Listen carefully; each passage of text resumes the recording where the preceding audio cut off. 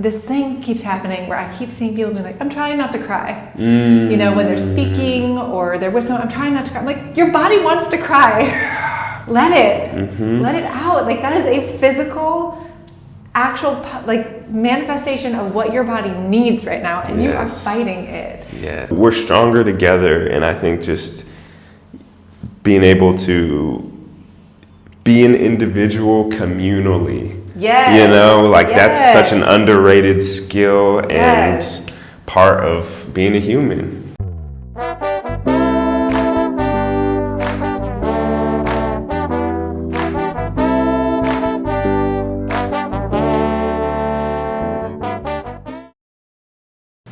Come draw with me. Yeah. So here I am in my studio, getting busy. I panicked. Yes, I definitely panicked here just because insecurity coming up of like, this is both my style, but not my style at the same time. And it's not good enough one way or another. I don't know what's happening.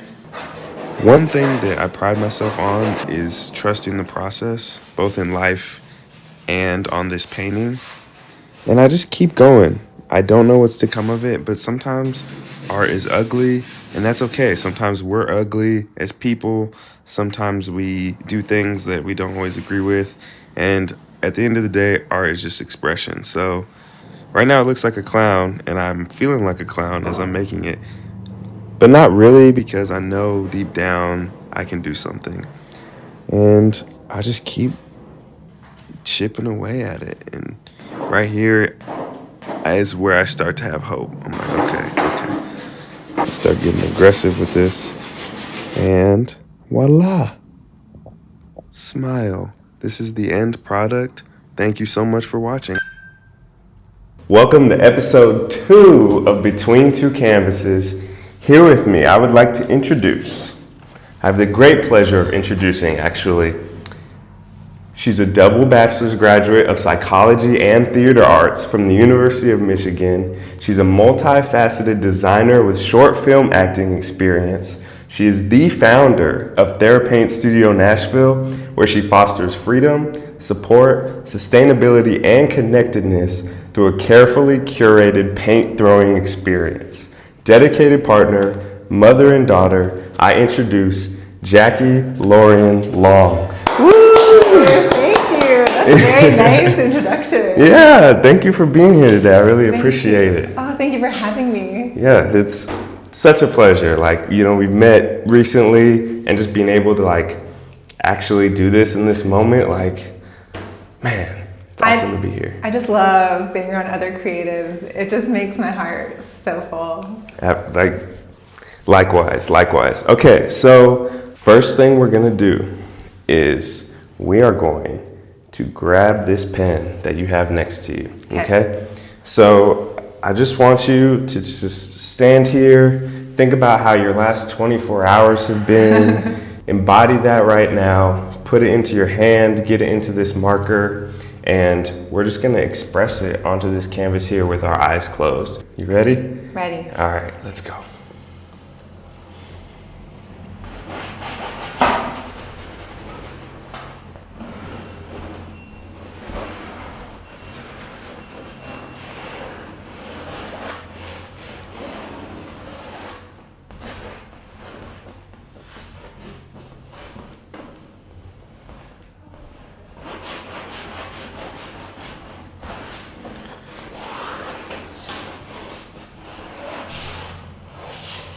Give a few more seconds here.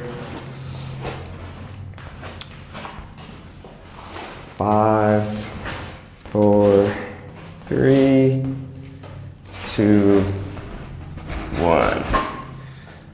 Woo! Wow. Okay. Tell me what yours is looking like. I can't see you over there, so talk to me. What do you feel about it? Mine is a mixture of surprise things being thrown at me, some fluidity, trying to go with the flow, some restlessness, some visuals that I saw in traveling recently. Wow. Just, some airiness, some heavy, some weight. What good adjectives. I love how you're using like emotional words and thinking of like visuals that were happening to you recently. Thank you. Beautiful, beautiful. What about yours?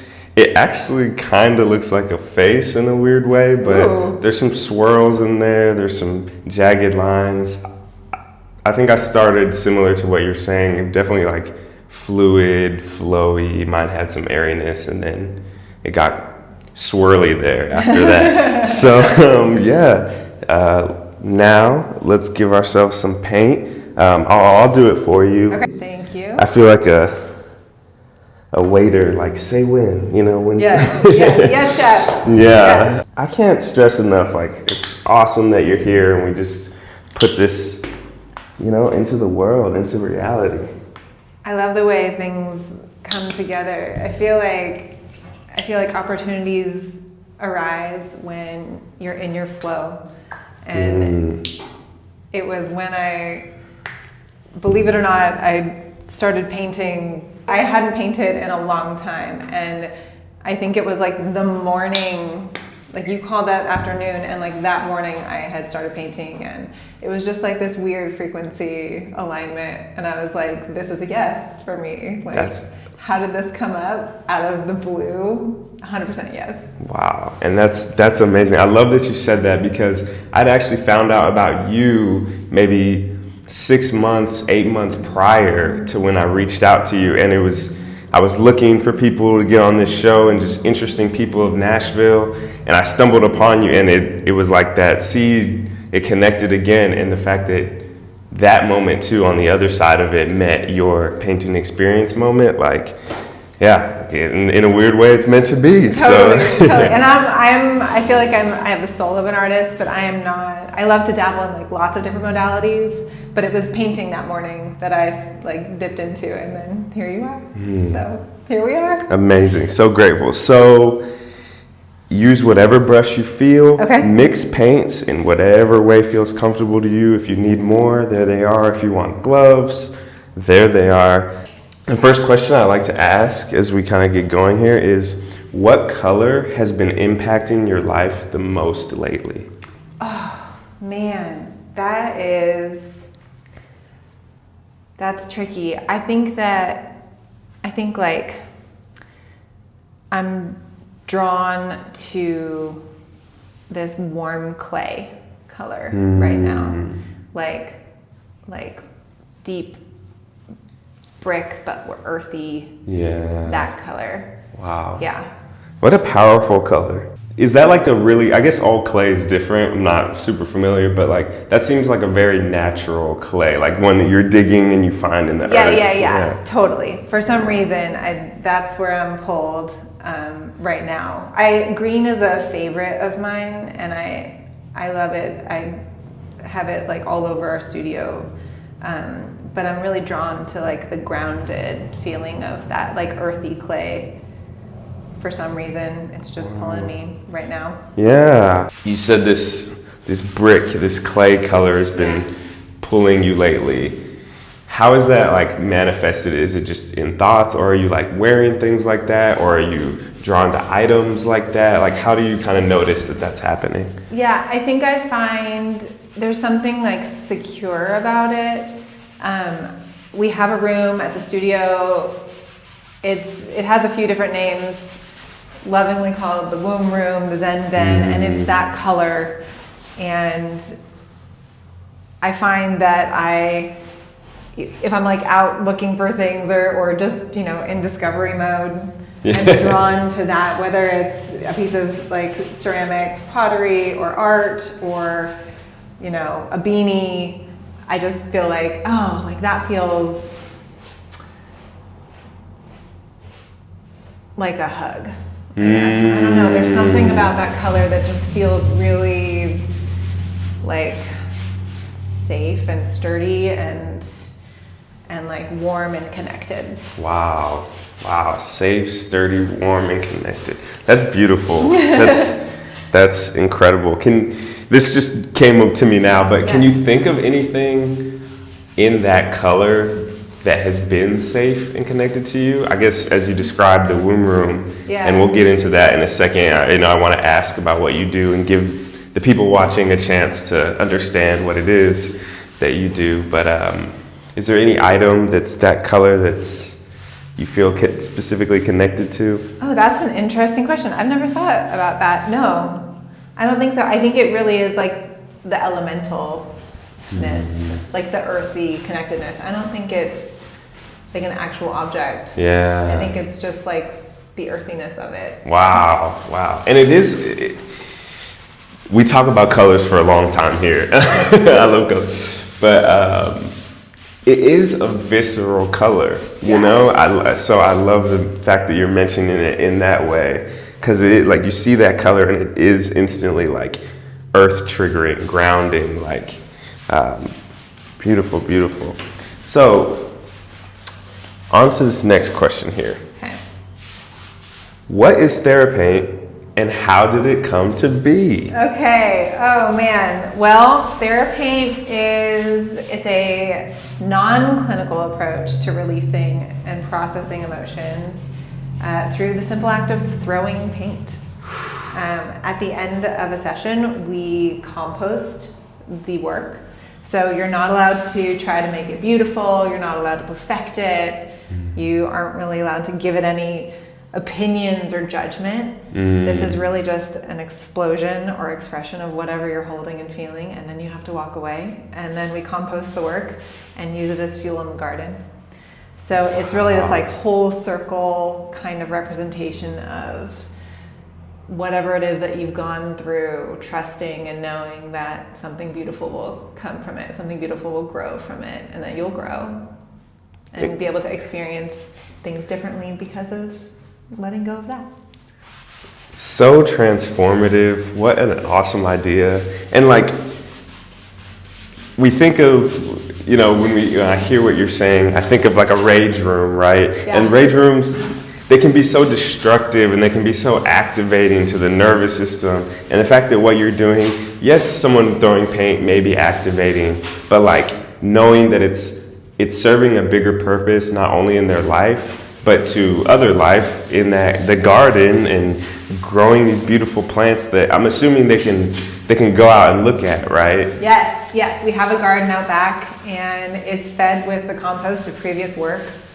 So it's really this harmony and kind of connectivity of being among other people's experiences in like earth form and feeling kind of held by that and being like, okay, other people have gone through stuff and look, like there's a blossom coming from it and whatever that was, you don't know, but beauty's growing and it's all around us all the time. And like, you just gotta look for it, you know? Absolutely. What a beautiful way to phrase that. And having the ability you can connect to other people's story, you can connect to other people's experience, and they don't have to be there, right there, right. But you can feel that in energy because people are important, but sometimes we do need our alone time. But knowing that maybe this little plant in front of me is almost like a pat on the back from someone who's gone through it before me. That's such a beautiful thing to have. Wow. Is there any unique or interesting parts of bringing this into fruition? You know, bringing Therapaint. I know it's still a pretty new, obviously a new concept, but it's new to Nashville for sure. Well, what's been interesting about making this come to life? The thing that comes to mind, I think, is I studied psychology as an undergrad, and I knew that going to going the clinical path was not in my future. I didn't think that I had what it took to sit in a room across from someone and hold those things. And I always felt compelled though to want to work with people and help people and like help move people through, but I knew clinical was not for me. And I think that one of the surprising things that happened was that I've kind of discovered this ability within myself to be grounded in attention for people and where they are. And sometimes people come in and are like, this is what I'm going through, this is where I'm at. And some people are just like, I'll pick my colors and I'm ready to roll. And no matter what it is, I feel like this new sense of being able to be grounded and steady and hold space and create space for these people that I didn't know that I had. So that's been like a really exciting and interesting part of the work. Wow. You know? Yeah, absolutely. I will say I do know. And a lot of what you said as a therapist, like I'm directly connected to that, and just being able to sit with people's moments and people's story. And how beautiful is it that you get to experience and be a part of these people's healing? Like that must be such a cool energy to kind of come into and sit with, especially in the beautiful place, physical place that it's in. Like, thank you. Wow, so empowering. Thank you. Yeah. I love it. I'm learning every day. I really feel like every day is different. Every person is different. And it's just been really thrilling to provide this place for people to meet the need they didn't know that they had. You know? You said meet the me or need? Okay. Meet the need. Meet the need that they didn't know that they had. Yeah. Like Wow. nobody thinks of throwing paint as a release. Yeah. And then they do it and they're like, oh my God, I didn't know how much I needed that, but that's exactly what I needed. And I'm like, yes, you gotta get messy sometimes. Wow. And right?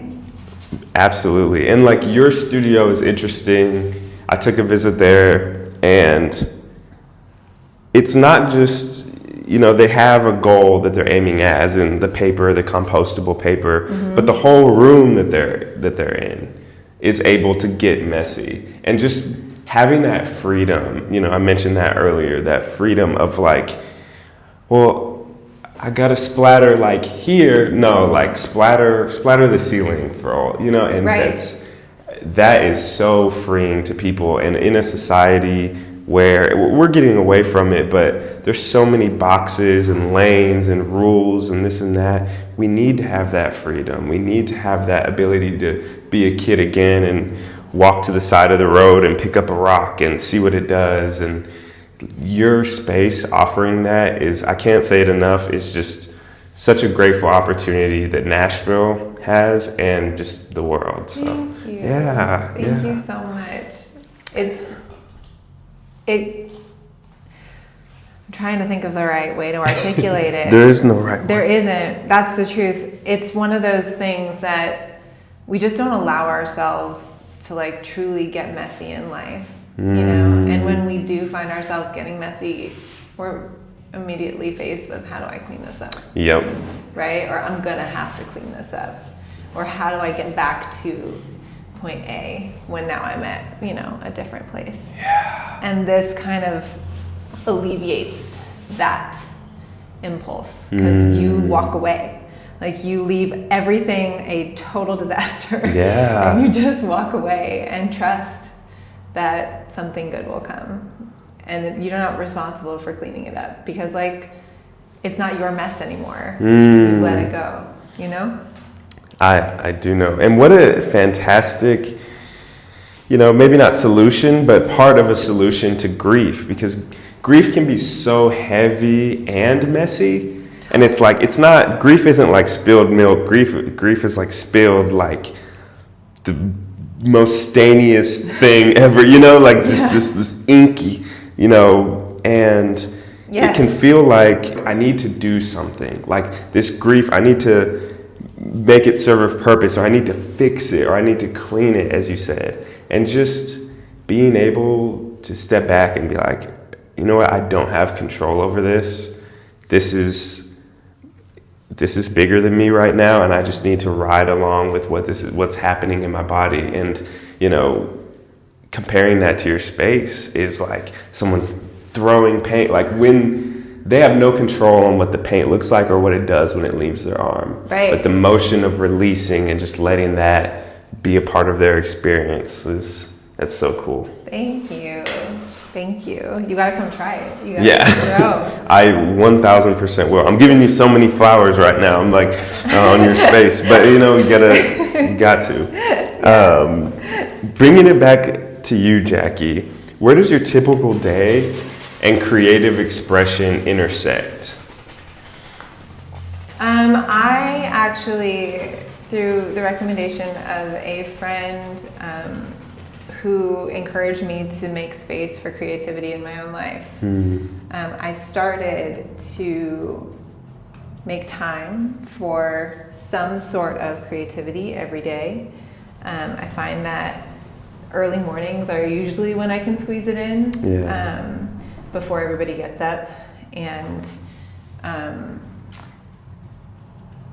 sometimes it's in the evening, but whether it's trying to watercolor paint, just simply in the dining room in the morning, in the wee hours of the morning, or even just creatively like coloring, putting a puzzle together, having a puzzle going in the other room, just things where I can kind of know that there's no expectation, there isn't a results goal. Being able to make something just kind of gets those juices flowing. And then I love being in our studio and finding ways to sneak in my own sessions too. Yeah, I mean, how could you not? Yeah. So I'll be 100% honest. I missed a part. You were saying in the mornings when you do have time and you make space for creating, what is it that you usually do? I'll paint, like lately it's been like watercolor painting. Okay. Or drawing, or just like getting some doodles out and letting it like free flow. Historically, I've done like early morning writing or early morning reading, just something to kind of get those creative juices flowing. I think that when I'm able to start the day in creativity, the creativity flows throughout the rest of the day, and I feel like less of a block comes, midday when I'm like, if I'm being creative that day, there's just a different flow, I think. Absolutely. I do know, and I can concur to that. It's kind of like there's been like a trend recently. It's like what the first thing you eat in the morning is like going to impact what you crave later in the day. Oh, I didn't know this. Tell me more. Apparently, I don't know if there's society moves faster than science most of the time, but there eventually probably will be like some scientific research to back it, but I think it's just been a TikTok trend. But it's basically people will wake up and they'll eat like a handful of greens or something. Okay. And apparently that will, help minimize, more like sugar cravings later in the day, things like that. Okay. I can definitely see how behaviorally there's 100% truth to that. I don't know biologically, I don't know any of that stuff, but definitely it's like working out early in the morning. When you do the challenging stuff first, it usually just makes your whole day a lot easier. Like, getting a workout in the morning, that feels good. Totally. So bringing it back to like what we're doing in this very moment. What are some of your thoughts that you've been having as you've been painting this? Talk about your experience of doing this work right now. I mean, I kind of have flooded the canvas with some color, and then all of a sudden some trees started to materialize. So that's surprising.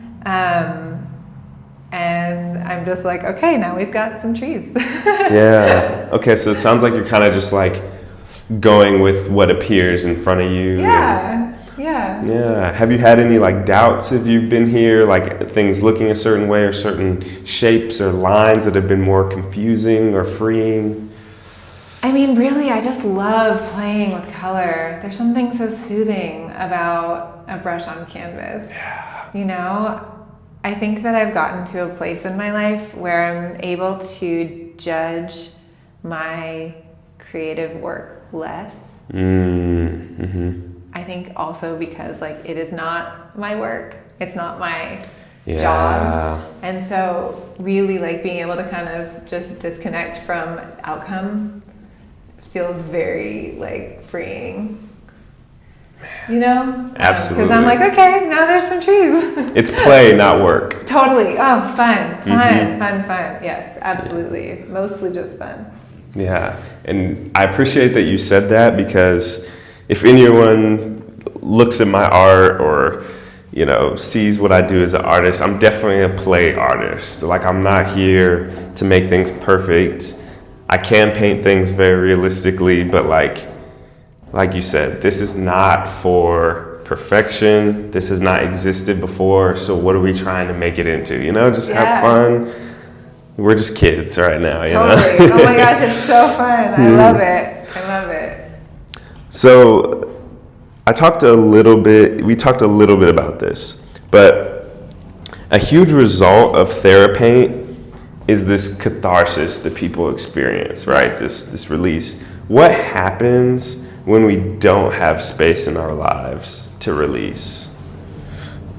Oh man, I mean, that is such an important thing to investigate.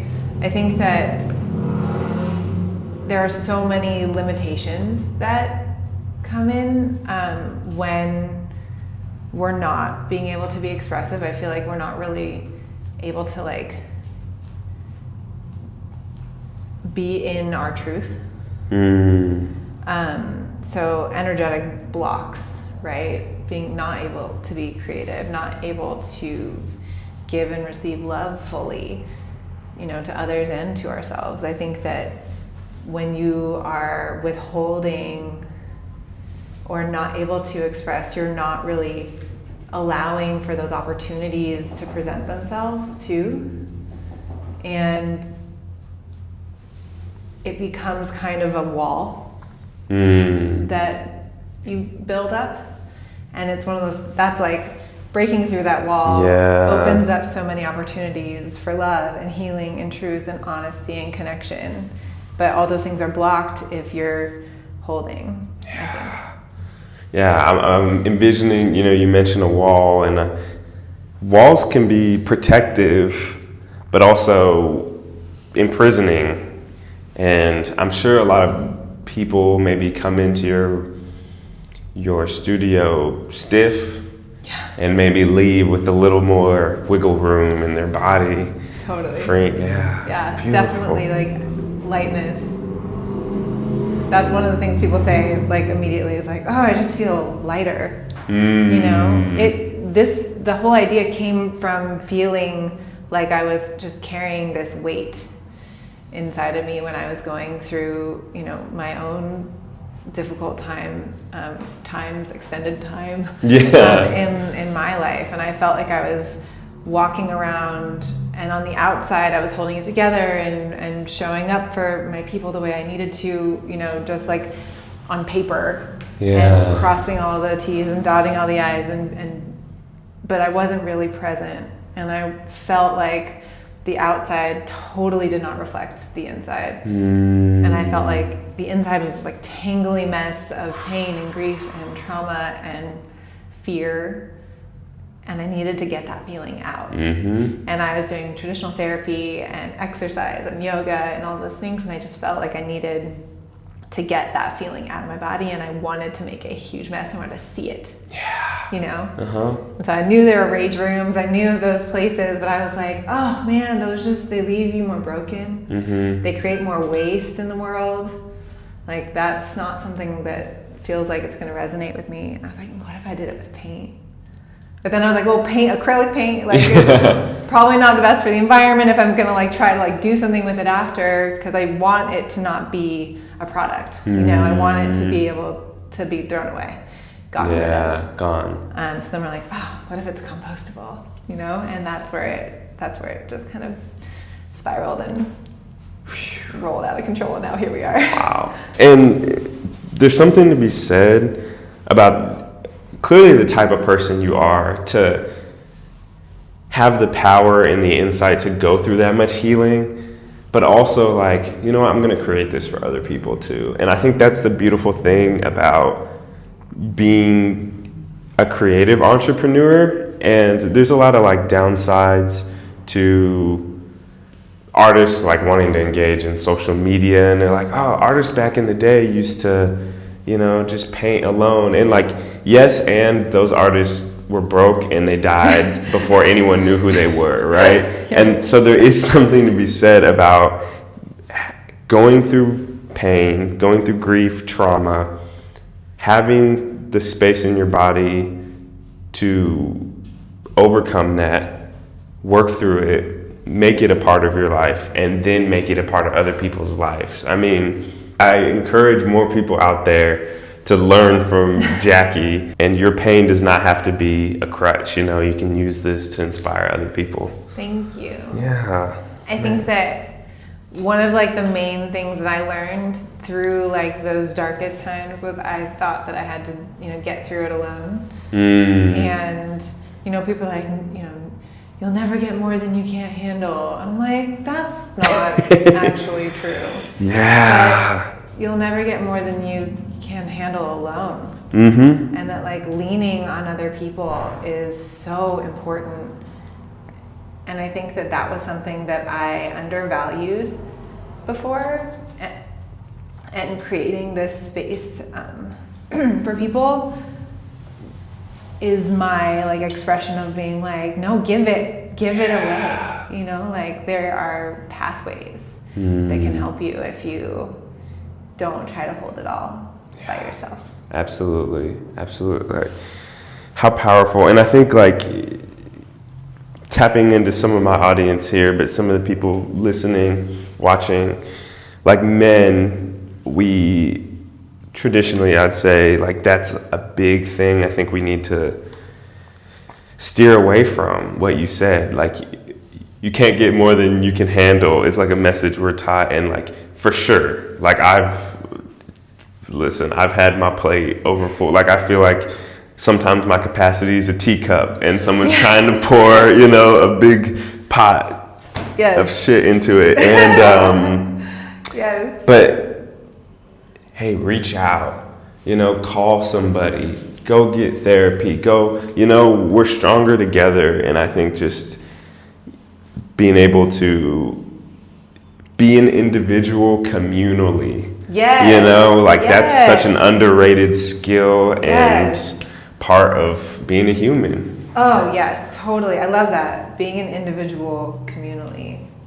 Oh my God. Exactly, yes. I came up with that on the spot. I like it. That's good. That's good. Keep engaging with this art for a few more, couple more minutes here. Okay. Feel free to like say what you want to say, talk if you want to talk, but let's just give ourselves like maybe like the next 60 seconds. Okay, great. And let's just paint for a little. That feels good. Yeah.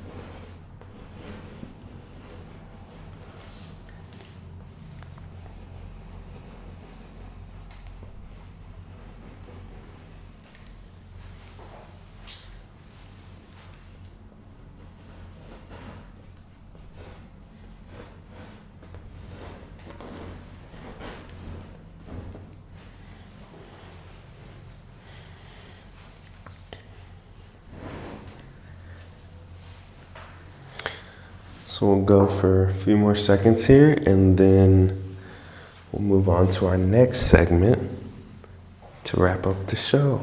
Okay. I have no idea what's happening here. On the canvas or in the room? All of the above, probably. Canvas. Oh, we have no clue what's going on here, but that's okay. So, to actually make things a little more messy and convoluted, we are now going to engage in toddler time. Woo! Throw on some gloves. I'll put on gloves if you don't want to. That's 100% fine. But release any needs of perfection or, drives. I have a feeling you're not in that direction, but, just to be a kid again. Yes. Put it plainly, be a kid again. We're going to finish this off painting with our fingers. I love it. And that's all I got to say. Yeah, feel free, go after it. I love it. Let's go. So, one thing I've noticed about you is you're so positive and outgoing, right? And maybe you're not, but that's my experience of you. So positive, outgoing. Is that something that's always been with you, or is that something you've cultivated over time? I think that I've been a pretty positive person for most of my life. I think that outlook is a choice. And so I try to find the good in whatever it is that we're faced with. And so I do feel like I'm a pretty optimistic person. Yeah. But I remember being little, sitting in my room when I was sad or grumpy and making funny faces at myself in the mirror. And being and then you're oh, well, now I'm not sad anymore, or whatever it was, Interesting. So I don't know. I think I've always been a pretty happy person. Yeah. I think. Yeah. I think I've got a pretty sunny disposition. My positive psychology class in college at Michigan, I was oh, this feels so good. Yeah. This makes all the sense in the world. That was my favorite. That was my favorite course. I was okay, you can actually, scientifically proven to make yourself feel better just by smiling. Yeah. Just releases endorphins, and just living with that, I think, is a fun way to be. Absolutely. Fake it till you make it, There is real science behind that. Right. And I love the story example you made. You're I'm feeling, little kid, I'm feeling down. When I'm happy, I smile. I'm just gonna smile, let's see what happens here. Yeah. What a beautiful, I love the experimental nature of being young. Right? I know. It's all gone. No. No, it's here. That's the thing, is that people, I think, feel disconnected from their youth. And your youth is the essence of who you are. And not that you shouldn't try to grow up and be something that you dream of, but if there's anything that I've learned from my children is that the inhibition of youth is so beautiful and valuable, and that's something that gets taken away through life. Wow. And reconnecting with that part of us, I think, is why not? Why not get back to that? Yeah. Still be responsible, still do the things that need to get done, but connect with other. Absolutely. And to play devil's advocate just for a moment, and it's toddler time, so it's oh my God, but I've seen people where they use that as they miss out on pieces of their childhood. They needed to grow up fast. Yes. Me being an example, but and then they try to go back, try to reach back into this childhood and well, I just need to play more of my life.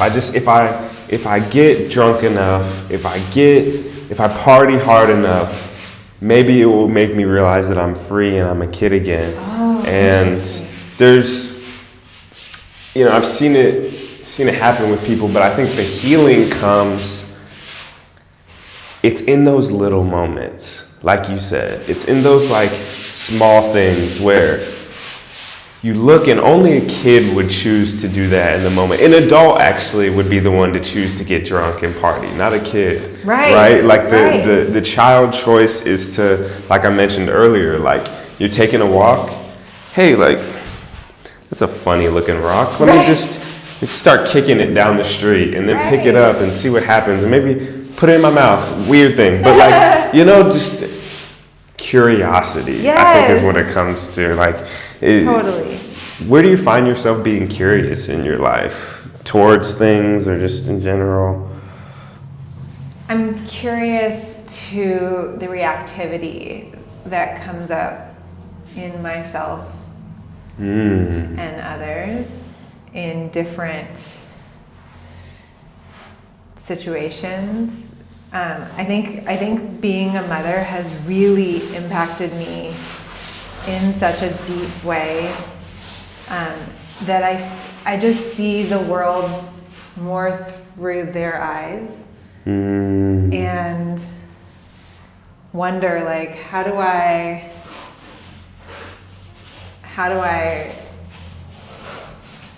operate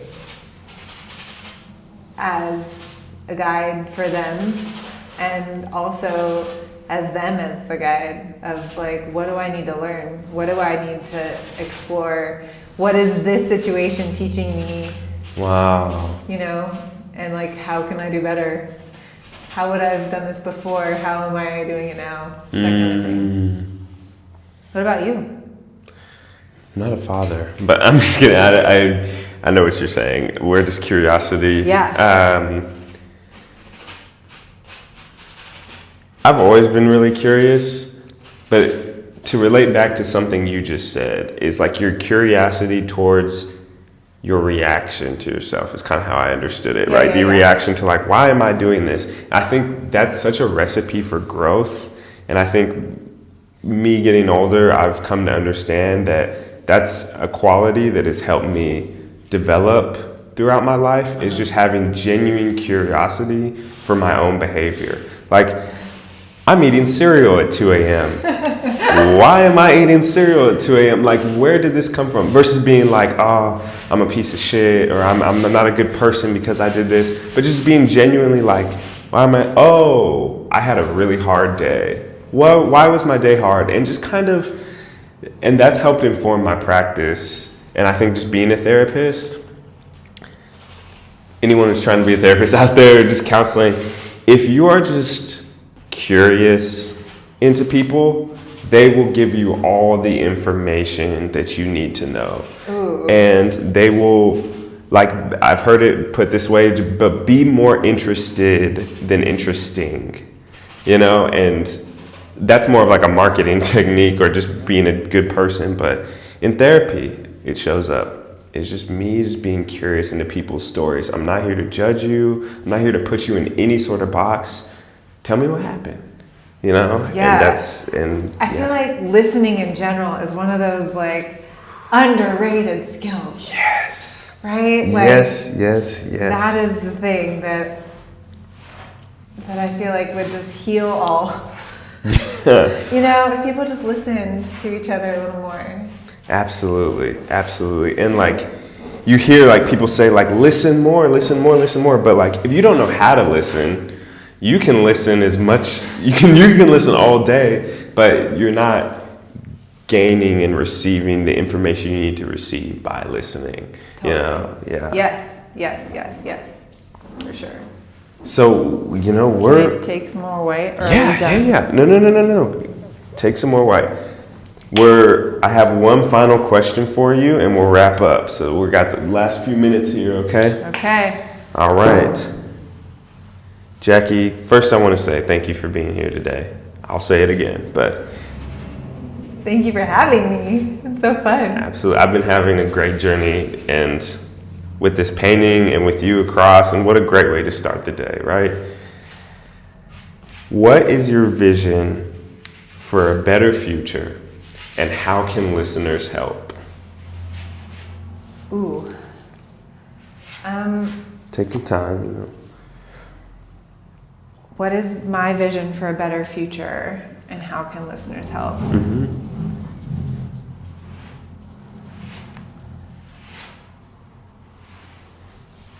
I think that the future looks better when we don't restrict ourselves from our feelings. And just understanding that they are natural and normal, and that they come and go, and they are okay to be felt, and they're there for a reason. They're there to inform, and to be accepting of those within ourselves and within other people.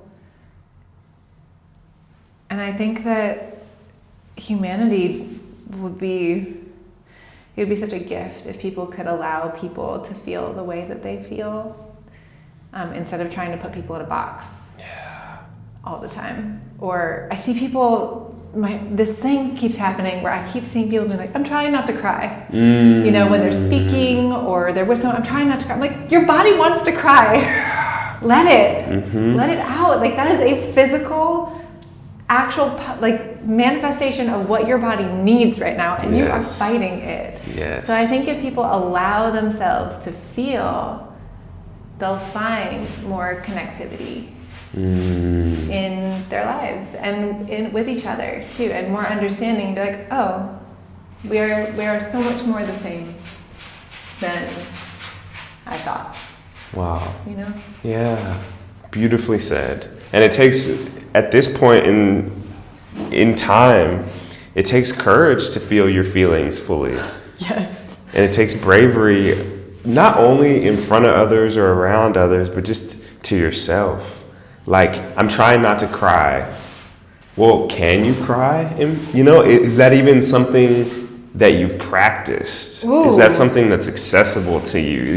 Can you cry? You're trying not to cry, but maybe you've tried not to cry so many times that it's like, you won't cry. Like, this is not even something and you talked about having blockages earlier, and to bring that full circle of like, I'm sure people have cried in those throwing rooms that you have, right? I'm sure people have felt things fully, and they felt like they're away from people in such a way, they're far enough away, far enough removed, that they're able to tap into themselves and feel safe to release and to express, and then know that goes somewhere after. They don't have to take it with them. You're doing amazing work, Jackie. Thank you. And with that being said, I'm going to wrap up right here. I really appreciate you coming through. What an incredible episode. What an incredible guest. Let's turn our canvases inward and kind of show them together and talk about it for a moment, Yeah, I can help you if you want. Okay. Oh, wow. That is so rad. Wow. Oh, my goodness. Yeah, you're good. It doesn't have to be. We're not perfectionists over here. Wow. Talk to me about what you did here. What you felt, I don't know. It was just, these became trees all of a sudden, and then I'm like, I want more. Then it got a little dark, and I was like, oh, I want to lighten it up. And then I was playing with some organic forms, and then more structure, and then just wanting to, fill it up. I find it interesting. We both kind of created a bottom here, almost the same height even. That's like crazy. That's wild. And both used earthy, we kind of earthy colored this thing. I love the green that you had in there. What's really standing out is this movement, you used the word explosion earlier talking about your paint splatter, and this is definitely an explosion of energy and light, and it feels like it feels like our conversation and how you've gone about things. It's in a beautiful expression, and I really appreciate it. Thank you. This is so rad. Yeah, thank you. I love this. I love the face. The eyes are so emotive. I love eyeballs. That's thank you. Yeah, I went along with this flowy energy with the green. The face kind of came when I said at the beginning it looked like a face. And then when I did that with the green, I was like, oh, these could be like flowers. And I kind of like made those into flowers. And then the rest was really just an expression of me talking to you and like us having this conversation and me putting things on canvas. So you were just as much a part of this as I was. Thank you. And I feel honored. That is really cool. thank you. You've been an amazing guest, Jackie. Thank you so much for coming in. And if there's anything you have left to say, you can say it. Other than that, we can wrap up. I mean, I feel like I just had the best time. I want to do this every week. This is so fun. Thank you so much for having me and for believing in what we're doing. It's such a different, unique concept that doesn't exist really anywhere else in the world. And I just feel really grateful to be seen by you. And I'm thankful. Thank you. Wow, thank you. Y'all check out Therapaint Studio Nashville. It's on Music Row, right by Vanderbilt, right by Belmont. If you're in town, check it out. I'm sure they can schedule online. Yep, scheduling online. You can schedule online. Even if you just want to stop by and look at the studio when it's open, it's an incredibly gorgeous space. Please check it out. This is Jackie Laurian Long. Episode 2 of Between Two Canvases. Thank you so much, y'all. Thank you, Jackie. Thank you, AJ.